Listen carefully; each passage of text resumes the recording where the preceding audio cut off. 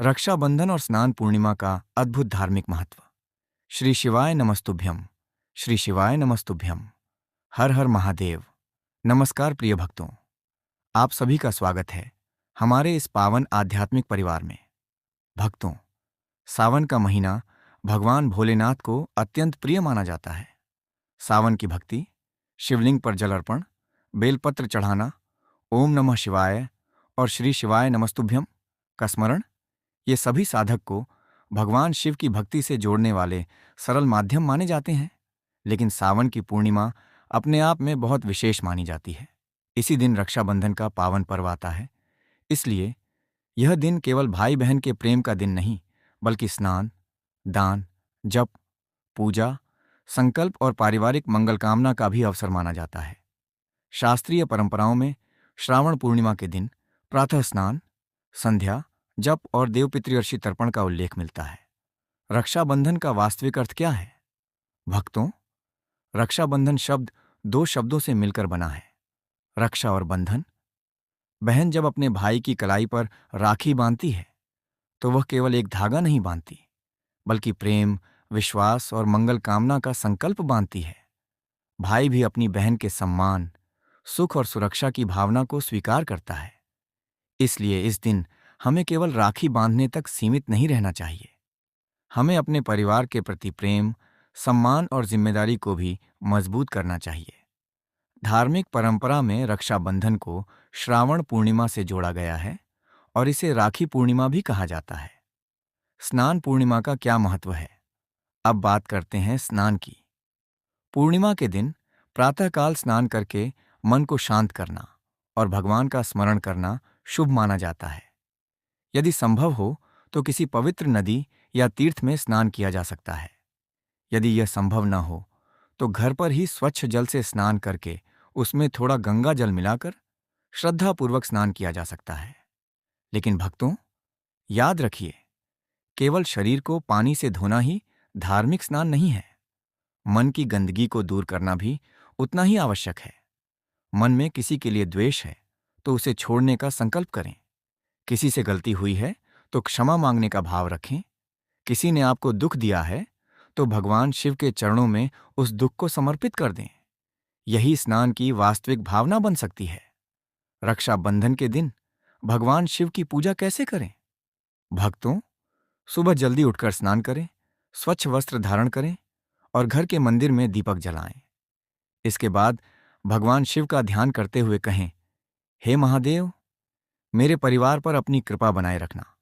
सभी के जीवन में सुख, शांति, सद्बुद्धि और धर्म का प्रकाश बनाए रखना। इसके बाद यदि आपके लिए संभव हो तो शिवलिंग पर स्वच्छ जल अर्पित करें। जल अर्पित करते समय श्रद्धा से बोलें, एयूएम नमः शिवाय, और फिर कुछ समय तक श्री शिवाय नमस्तुभ्यम का स्मरण करें। पंडित प्रदीप मिश्रा जी के प्रवचनों और उनसे जुड़े उपलब्ध स्रोतों में भी श्री शिवाय नमस्तुभ्यम मंत्र के स्मरण और शिव भक्ति पर विशेष जोर मिलता है। ध्यान रखिए भक्तों, पूजा में सबसे महत्वपूर्ण वस्तु दिखावा नहीं, बल्कि श्रद्धा और भावना है। राखी बांधते समय क्या भावना रखें? जब बहन अपने भाई को राखी बांधे तो सबसे पहले भगवान गणेश, माता पार्वती और भगवान शिव का स्मरण कर सकती है। फिर मन में प्रार्थना करें, हे महादेव, मेरे भाई के जीवन में सदैव सुख, स्वास्थ्य, सद्बुद्धि और सफलता बनी रहे। उसके जीवन से संकट दूर हों और वह धर्म के मार्ग पर चलता रहे। भाई भी अपनी बहन के लिए यही मंगल कामना करे।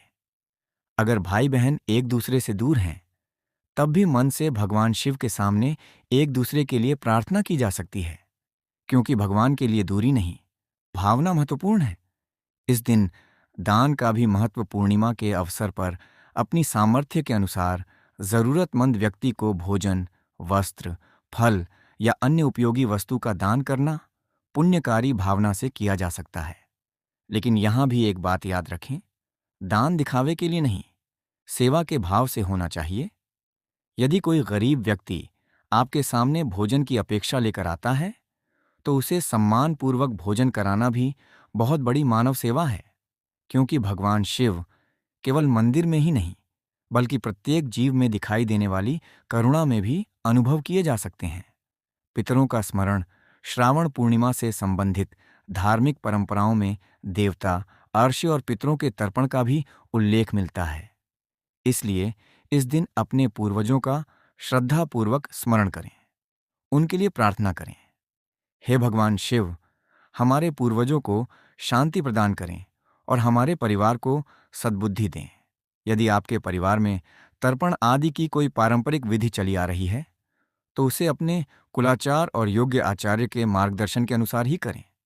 एक बात विशेष रूप से याद रखें, भक्तों, धर्म में किसी उपाय को लेकर यह दावा करना उचित नहीं कि उससे निश्चित रूप से धन मिलेगा, बीमारी समाप्त होगी या हर समस्या तुरंत खत्म हो जाएगी। शिव भक्ति का वास्तविक उद्देश्य है मन को मजबूत करना, गलत रास्तों से बचना, अच्छे कर्म करना और भगवान पर श्रद्धा रखना। एक लोटा जल जब श्रद्धा से शिवलिंग पर चढ़ता है तो वह केवल जल नहीं रहता, वह भक्त की भावना और समर्पण का प्रतीक बन जाता है। इसलिए महादेव से प्रार्थना करते समय अपनी इच्छाओं के साथ यह भी कहें, हे भोलेनाथ, मुझे वही देना जो मेरे और मेरे परिवार के लिए वास्तव में कल्याणकारी हो।